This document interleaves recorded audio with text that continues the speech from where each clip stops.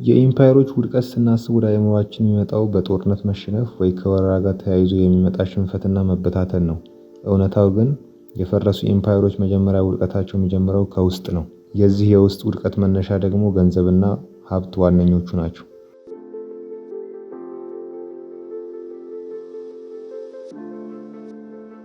በታሪክ ታላቁ የሮም ኢምፓየር የፈረሰው በጦርነት አሊያ በወረራ አልነበረም። የሮም ውድቀት ምንጩ የገንዘቧ ውድቀት ነው። ራሳችሁን ሮም በ300 ዓመተ ምህረት ገበያ ላይ እስኪያስቡት። የሮም ዲናሪየስ ይዛችሁ እቃ ለመግዛት ስትሞክሩና ዙሪያችሁ ያሉት ሰዎች በእቃ መያዣ መዳበሪያ የሮም ዲናሪየስን ይዘው ሲገበያዩ። ይህ ፋይናንሻል ብቻ ሳይሆን ኢኮኖሚክ ሲስተም ኮላፕስ ነው። ይህ ኮላፕስ የጥንት ታሪክ ውድቀት አይደለም፣ አሁን ላለው ኢኮኖሚ ማስጠንቀቂያ፣ የኢኮኖሚ ብልሽት ቅድመ ምልክት ይሆናል ታሪኩን በደንብ ካጠናን። ምክንያቱም ዛሬ ይህን ኢኮኖሚክ አፕሊኬሽን በብዙ አገሮች ስለሚተገበር ነው። ወደ ስቶሪ ሴሊንግ ቻናል እንኳን በደህና መጣችሁ። የሮም ኢኮኖሚ ስብራት ብሎም መፍረስ እንዴት በፋይናንሻል ፖሊሲ እንደመጣ እናያለን። ቪዲዮውን እስከ መጨረሻው እዩት።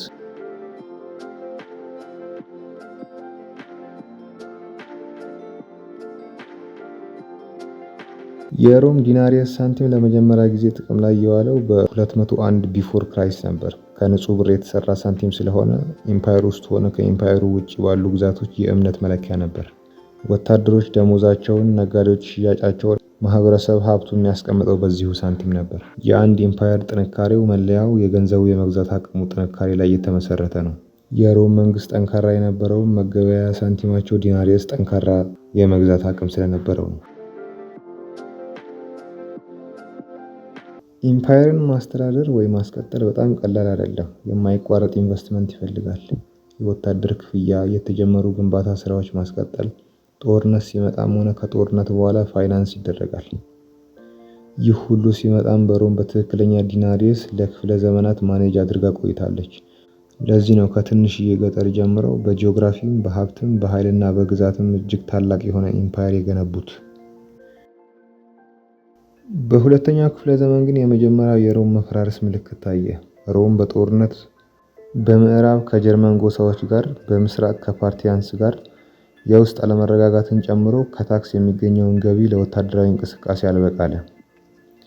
ይህን ለማስተካከል የተወሰኑ ኢኮኖሚክ እርምጃዎች መውሰድ ይችሉ ነበረ። ለምሳሌ ወጪ መቀነስና ታክስ መጨመርን የመሳሰሉት።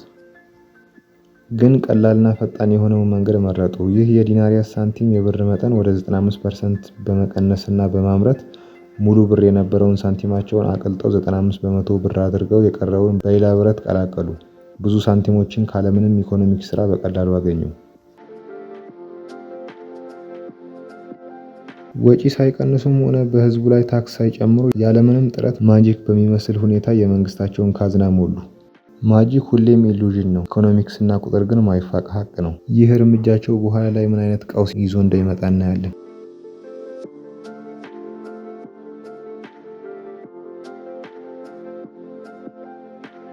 ሳንቲሞችን አቅልጦ የማብዛት ስራ በሶስተኛው ክፍለ ዘመን መጀመሪያ የዲናሪየስ የብር መጠን ወደ 50% ዝቅ ብሎ ነበር። በሶስተኛው ክፍለ ዘመን አጋማሽ በገዢው ጋሊየስ ጊዜ የዲናሪየስ የብር መጠን 5% ብቻ ሲሆን የቀረው የተቀላቀለ ብረት ነበር። እምነት የሚጣልበት የነበረው የሮም ዲናሪየስ ዋጋ አጣ። ብር የነበረው ሳንቲማቸው ወደ ብረትነት ተቀየረ።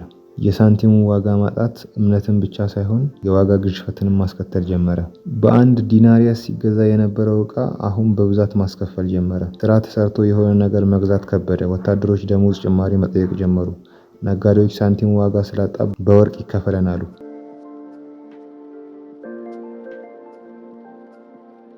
በዚህ በሶስተኛው ክፍለ ዘመን ማለትም ከ235 እስከ 284 ዓመተ ምህረት የሮም ኢኮኖሚ ከውጭ ወረራ ጋር ተያይዞ የመጨረሻ ደረጃ ዝቅታ ላይ የነበረበት ጊዜ ነበር። ሰዎች ገበያ ወጥተው ዕቃን በዕቃን እስከ መለዋወጥ ወይ ባርትሬድ ጀምረው ነበረ።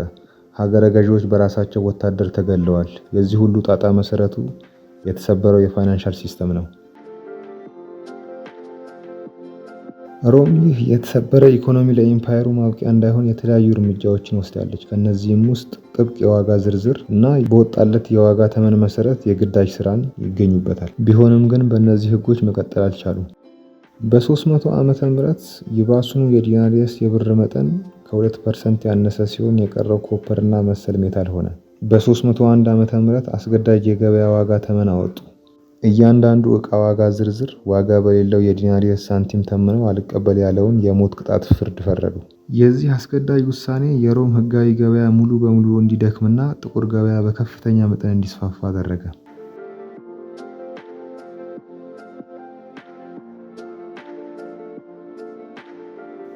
የሮም ዲናሪየስ ውድቀትን ከተረዳ በኋላ ኮንስታንቲን ዘ ግሬት ወይ ታላቁ ቆስጠንጢኖስ በ312 ዓ.ም የዲናሪየስ ሳንቲም ሙሉ በሙሉ ከጥቅም ውጭ በማድረግ ጎልድ ሶሊደስ የተባለ የመገበያያ ሳንቲም አስተዋወቀ። ይህ ሳንቲም የሮም ኢኮኖሚን እምነት የመለሰ ብቻ ሳይሆን መልሶ ገበያውን ያረጋጋ፣ ጥሩ ዋጋ ያለው፣ በመላው ሮም ሆነ በኋላም በቢዛንታይን ዘመን ለ1000 ዓመታት ያገለገለ ሳንቲም ነው።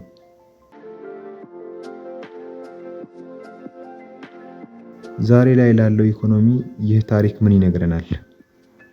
ዋጋ የሌለው ወይ ደግሞ ከኢኮኖሚ ሰንሰለት ስርዓት ውጭ ያለ ገንዘብ ወደ ገበያ ሲስተም ማስገባት የውድቀት መጀመሪያ ነው።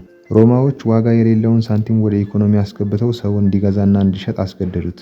የዘመናችን መንግስታት ልክ እንደ ሮም ዋጋ የሌለውን ከኢኮኖሚ ሰንሰለት ውጪ ወይ ኢኮኖሚው የማያውቀውን የወረቀት ገንዘብ አትመው ወደ ገበያ ያስገባሉ። ከዛም ኢንተረስት ሬትና ግሽበትን ለመቆጣጠር ይሞከራል። ውጤቱ ተለውጦ አያውቅም። ሄዶ ሄዶ የሰዎች ትከሻ ላይ ነው ችግሩ የሚያርፈው። ሀብት በአንድ ጀንበር ሲለወጥ ገበያ ላይ እምነት ሲታጣ ይታያል።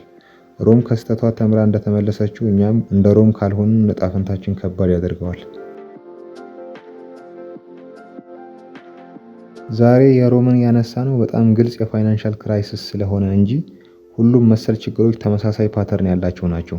ለምሳሌ በ20ኛው ክፍለ ዘመን ከአንደኛው የዓለም ጦርነት በኋላ ጀርመን የገጠማት ነገር ያው ነው። የአገሪቱ መንግስት ከተዘፈቀበት ከፍተኛ ብድር ለመውጣት ገንዘብ አትሞ ወደ መክፈል ነበር የሄደው። ውጤቱም ግልጽ ነበር። እጅግ ከባድ የሆነ የዋጋ ግሽበት ተከሰተ። ከጦርነቱ በፊት በአንድ የገንዘብ ኖት ይገዛ የነበረው ዳቦ በ1923 200 ቢሊዮን የገንዘብ ኖቶች ሆነ። ሰዎች ስራ ውለው ክፍያቸው በጋሪ ጭነው ነበር የሚመጡት። ገንዘብ ጥቅም አልባ ሲሆን እንደዚህ ነው። ዚምባብዌም በተመሳሳይ መንገድ የአገሪቱ የምርት መቀነስና ዕዳ መከማቸት መንግስት ወደ ገንዘብ ማተም ነበር እንዲሄድ ያደረገው። በ2008 የኑሮ ውድነትና ግሽበት 897 ትሪሊዮን % በዓመት ጨምሯል። በዚህ ምክንያትም ዜጎች የራሳቸውን ገንዘብ ትተው በዩኤስ ዶላር እና በሳውዝ አፍሪካ ራንድ መጠቀም ጀመሩ።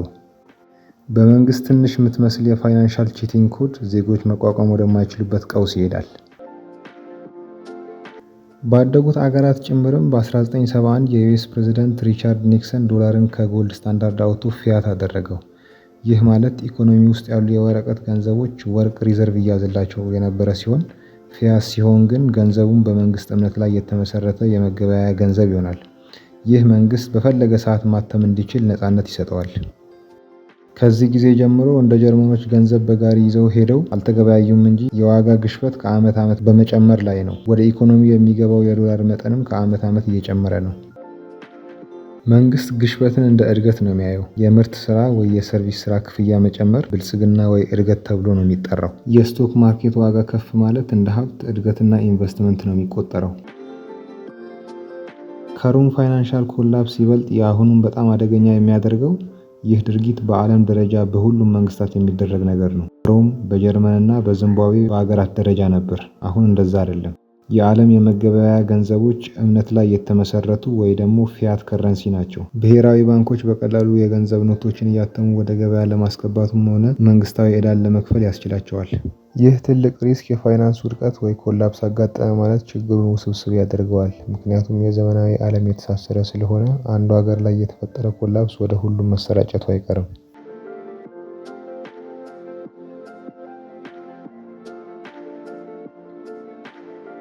የሮም ፋይናንሻል ኮላፕስ 3 ነገሮችን ያስተምረናል። አንደኛ የኑሮ ውድነት ወይ ደግሞ የዋጋ ግሽበት በአጋጣሚ የሚመጣ ነገር እንዳልሆነና የአንድ ፖሊሲ ውጤት እንደሆነ።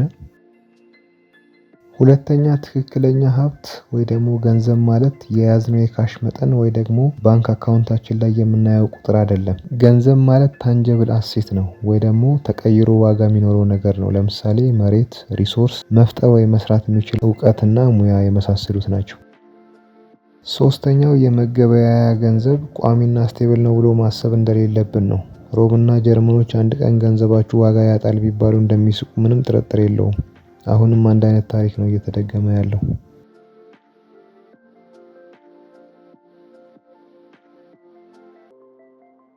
የሮምን ውድቀት እንዳየነው የፋይናንሻል ሲስተም በዝግታ የሚበላሽ ነገር ነው። ከዛ እምነት ማጣት ይቀጥላል። ከእምነት ማጣት በኋላ ነው ነገሮች በፍጥነት መቀየር የሚጀምሩት። ኮንትራቶች ይቋረጣሉ፣ ንግድ ይቆማል፣ ሰራዊት በገንዘብ እጦት ይበተናል። በመጨረሻም መንግስት መቀጠል ያቅተዋል። የሮም መጨረሻ በውጭ ወረራ ወይ በፖለቲካ ግርግር ወይ ደግሞ በወታደራዊ አቅም ማጣት አይደለም የተጠናቀቀው። መፍረሳቸው የጀመረው ገንዘባቸው መድከም ሲጀምር ነው። ምክንያቱም የአንድ ሀገር ገንዘብ የመግዛት አቅም ማጣት ሀገሪቱን ብዙ ነገር ስለሚያሳጣ። ቪዲዮአችንን ከወደዱት ላይክ፣ ሼር፣ ሰብስክራይብ ያድርጉ። በሚቀጥለው እስከምንገናኝ ቸርን ሰንብት።